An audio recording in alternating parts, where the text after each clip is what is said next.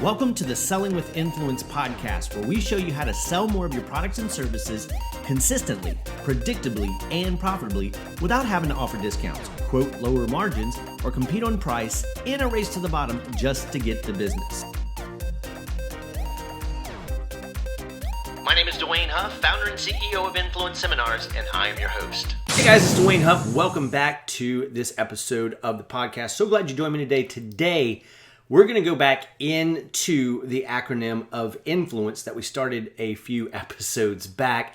I got sidetracked. I had some other things that I really wanted to share with you, but this is important because if you're not selling more of your products and services, or at least as much as you would like to be, consistently, predictably, and profitably, here's the next reason that might be happening. And if you want an overview of this, run over to sellingwithinfluence.com. There's a quick video that'll kind of give you kind of an arc about how this all works, and you can piece the parts together, especially if you're a sales leader and you need some help with your sales team, helping them sell more consistently, predictably, and profitably. But the U in the influence acronym stands for understand your buyer and demonstrate that understanding throughout the sales process, throughout your sales conversations. And so what do we need to understand about the buyer? Well, there's many things. I'm sure I'm going to list some things out and you could add to it, or some things that you're doing that we need to know about. So here's what I'm going to invite you to do. Subscribe to the podcast, and below on YouTube, if you're watching it, subscribe to that, but drop a comment if I left something out that you know of or something that you'd like to share. This is intended to be a dialogue, not a monologue, and I want to hear from you. We all want to hear from you so that we can all grow faster together. But what are a few of the things that you want to understand about your buyer? Well, it depends on if you're B2B or B2C, business to business or business to consumer. And a couple of things you want to know about your business to business buyer, obviously, is how their business work, how their industry is going, what are their pain points, what are their go-to-market strategy, what product launches are they looking to, what are some of the challenges that their customers are facing, and the list goes on and on and on. And if it's a B2C customer, what are their motives? Why are they buying? What are the pain points? What are they saying their pain points are? Why are they looking? Are they ready to buy? And what problem in both of those situations are they looking to solve that you can solve for them? So how do you get this information, and how do you know? Well, in the Selling with Influence model, we're going to talk about more than you can find out sifting through data, doing research online. We're going to get into the meat and potatoes about how you can truly understand the individual as well as the whole team of shareholders and the company wants, needs, desires, and objectives so that you can fulfill those. But when it comes to B2C, there's a lot of ways that you can dig that up as well. A couple of things I want to put forward as we go into this: understand the buyer and demonstrate that understanding throughout the sales process. One way of looking at this, if you go back to the book 7 Habits of Highly Effective People, which is an absolutely amazing book, you should read it. Even if you have, read it again. It's great. Especially go to this chapter. It's seek first to understand, then to be understood. Someone that I know once told me, they said, Dwayne, people don't buy when they understand us or when they understand you. They buy when they feel understood. And it reminded me another conversation in another great book that I'm going to recommend to you, Never Split the Difference by Chris Voss, an incredible negotiation book. And we've talked about this before. A lot of people, Dwayne, I don't negotiate. Yes, you do. Every single day of your life, you're negotiating. And if you think negotiating is about dollars and cents, you're leaving lots of opportunity and lots of money on the table, because that's only about 5 to 10% of what a negotiation is. And Chris Voss likes to say everything is a negotiation. When you go to Starbucks, it's a negotiation. When you cross the street, it's a negotiation. When you're having a conversation with your spouse, with your kid, with your boss, with the people around you, when you're trying to reach agreement, that's a negotiation. So it behooves us to understand. And one thing that he says in that book that I kind of want to bring forth right now is that when we're demonstrating our understanding of our buyer throughout the sales process, there's going to be one of two responses. Whether they say it or it's left unspoken and they're thinking it, they're either going to say one of two things.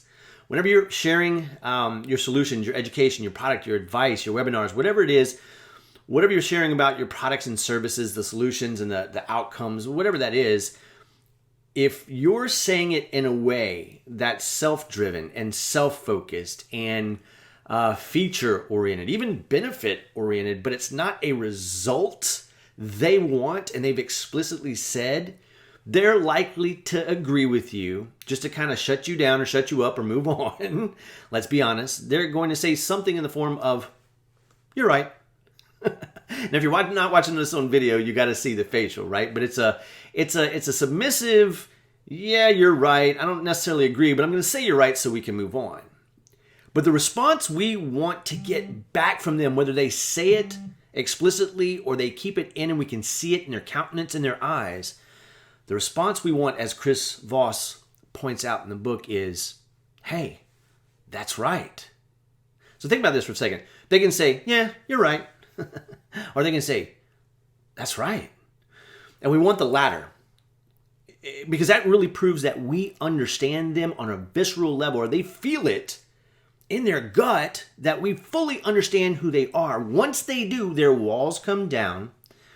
Honestly, we should have lowered those walls way before that, building a trust relationship. But at this point, even if they've got their walls up, the minute we demonstrate our understanding of their problem, of their situation, of their pain, of what they're trying to do, and we communicate it to them in their language, in the way that they would or have said it, and we give it back to them and show them how working with us or our products and services or the solutions we're co-creating with them can really get them to where they want to be, solve their problem, alleviate the pain, or get them to where they desire, that's when we have demonstrated that we fully understand, and that's when they lean in. And that's why I say, if your customers or your buyers aren't closing you, you don't know how to sell.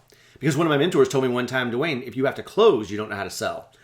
And what that simply means is this: if I've demonstrated throughout, from the moment I've connected with this person, even before, but the moment I connected with this person, all through the conversations, the questions, the answers, the investigation, the education that I'm sharing with them, the solutions that I'm helping them co-create, the advocation of that solution, up to the decision point, if I've done my job of increasing my influence and helping this person, leading this person to make the best decisions in their best interest, then I've effectively demonstrated that I understand them, and here's how. And I'll know when I get to that point of decision, if they say, you're right, but we're not going to take it. Or they say, man, that's right. How did you know that? Or some form of that, right? And that's when they lean in and they close you. So how do you find out this information?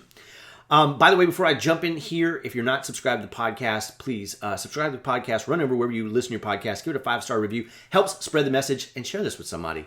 And if you like to watch it visually like I do, subscribe on the YouTube channel. Click that bell, and I'll let you know whenever we post another episode. I've got some seriously awesome interviews with other people coming up, because you might be getting sick of looking at and listen to me. So I wanted to give you perspective from other sales leaders and sales professionals just like you out there doing it every day. So how do we do it? Well, if you're B2B, you probably know this all too well. And one of my mentors is pointing out to me right now the importance of doing this is we need to do our research before we reach out. And conservatively, 10 to 15 minutes per prospect or buyer if I'm at the beginning of the stage, right? But if I can't find all the information I'm looking for on their company, on them, I can always go to LinkedIn. I can go to Google and do some research. I can go to their Facebook page. I can go to Twitter. I can go to their Insta. I can go all over the place. And another guy I was just having an interview with on the podcast who's been in sales for years said, hey, Dwayne, it's cool to go and look at people on Facebook to understand who they are, to get a feel of their hobbies, their strengths, what they like, what they do. He says, but you don't always want to connect with those people, because you know how we are on Facebook, right? We just kind of put our stuff out there, and you could end up upsetting one of your potential buyers. So it's not always a great idea to connect with them on that personal level. Facebook is for the people we actually know and have had relationship with, and LinkedIn is more of a business thing. But all of these other social media, we can really dig and find out. So we want to understand the person. We want to understand what drives them. What are their hobbies? What are their, where do they take vacation? What do they love? Do they love cigars? Do they love whiskey, fine wine, good food, the beach, the mountains? What do they like? Because at the end of the day, part of understanding somebody that you're selling to is understanding the human being. Well, Dwayne, this is business. We don't need these personal relationships. Yeah, well, if you think that way, you're going to get it wrong 50% of the time. Here's why I say that, because 2 of the 4 people, the different behavioral styles, think exactly like that. What's the point of a relationship? Let's just get down to business is one of them. And the other one is, why is this relevant? I don't need to know who you are. 2 people think that way. But 2 out of those 4 think, if I don't know you and I don't feel like you know me, we ain't doing business. It just ain't happening. On my website, actually, I don't think it's there. Just shoot me a message or drop me a comment and I'll send you a link to it. I have an hour-long video where I was doing a national sales conference and I taught the 4 behavioral styles. So if you haven't seen that, or if you haven't been exposed to it recently, I do it a comical, fun way. I'll gladly send you that video. Just shoot me a message. info@influenceseminars.com, or drop a comment. Or you can even shoot me a text. This comes directly to our business phone, but it comes to my phone as well. 225-384-0693. And just shoot me a text that says, send me the video on behaviors. And I'll know exactly what it is and I'll shoot it over to you. And you can watch it. But I digress. Relationships are important, and understanding the individual as much as we possibly can is key to connection, building trust and relationship, finding that common ground. I'll give you an example. I was just interviewing a global sales VP, and he and I were strangers before we connected. Yeah, that makes sense. Anyway, we were strangers before we connected, but then we got on on Zoom and we connected immediately, and we had all kinds of things in common. And one of the things we're both passionate about is negotiating. He has a background in negotiating. I have a background in negotiating and teaching negotiating. And so we had so much to talk about, but it was a common bond connection that if that hadn't come up, the conversation may not have gone on and developed as long as it has. So what is it that you can find out about the individual, right? And if you can't do this research, maybe you're in an inside sales environment and the customer comes in, the most important thing you can possibly do, depending upon who your buyer is to make that connection, listen, understand, and if you find some common ground, or if you stumble across something that you have in common, don't brush over that. Investigate that, connect on that, talk about that, right? Because the individual is so important. When we're negotiating, when we're selling, at the end of the day, we're selling to and we're negotiating and we're connecting with and solving problems for individuals. And we must understand who they are. Number 2, what are their business challenges? What is their industry doing? How do they do business? How do they sell? How do they go to market? How do they serve their customers? What's the buying cycle? What's the process? What are they currently facing in terms of finances and goals? And gosh, I mean, there's so many different industries. It's hard to just lay them out here. But what is it that you can find out about their industry, their business, their customers, how they're solving the problems for their customers, and what goals they're trying to meet, right? Many times you can go see press releases on their website, do a little investigation. Google's a beautiful thing. And if you don't know, find somebody in a similar industry that you may know and ask about the industry. Interview them. Gather all this information. But spend your time turning over every stone. And eventually, after doing this over time, you'll know exactly where to go, exactly what to look over. But then you have an understanding. So when you connect with them, or you reach out to them, or you carry on a conversation with them, you have a solid understanding and a good hypothesis for where you can solve problems, what problems they're trying to solve. And then you can engage in a meaningful and relevant and beneficial conversation, right? Another way to find out about your potential buyers is to connect with your counterparts. If you're in sales or on a sales team, or even across sales teams, people who have maybe dealt with that business, that customer, that industry, and really just pick their brain about how it goes. Maybe they know the person specifically. So there's so many ways. But the whole goal here, again, is to understand the customer and demonstrate that understanding throughout the sales process. Now, if all else fails and you find yourself in a conversation with this person, you didn't have a chance to do the research, or you did the research and things are not lining up with what you thought you knew, and it does happen, that's when you have to become really good at this whole selling with influence thing. And how do we get to understand that person? By asking.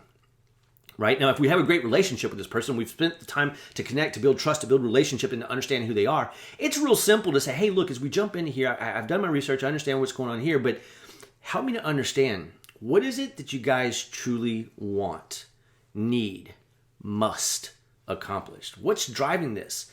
What's causing this? What have you tried in the past? What are you willing to try? Have you thought about? Suppose that. What if? How about? Would you consider? But ask them. Now, if you don't have that relationship of trust built, the walls are going to go up. And so there's other ways to examine the problem.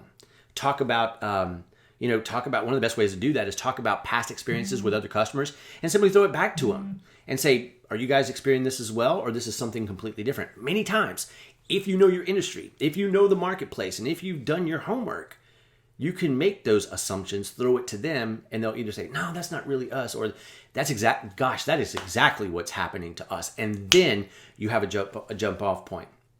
But the most important thing we can do to influence the individual and the outcome is this. And I've said it in many different podcasts. I say it when I do sales training. I say it, and you know this, but it's a good, solid reminder, because I don't care if you've been in sales for one day or 100 days or 20 years or 50 years. I don't care. It's, you'd have to start pretty. But anyway, so I don't care how long you've been in sales or how new you are to sales. Here's foundation.